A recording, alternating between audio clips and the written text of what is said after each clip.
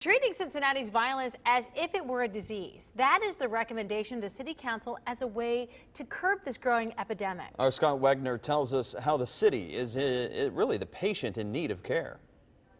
Might need to pull up one more chair. It was a small group with a big idea about Cincinnati's epidemic of violence. It treats violence as a disease. The Violence Prevention Working Group suggests that Cincinnati is a patient fighting an infection. And when you see that emerge, you want to treat it. Group co-chair Yvette Simpson says first there's the exposure. Kids hearing gunshots, and then a kid witnessing a shooting, a kid being exposed to a violent interaction at school or at home. The infection grows. Those are all things that are building up in that child. And eventually, you'll have a full-blown outbreak of a disease, meaning that kid picks up a gun and shoots somebody. How to treat it?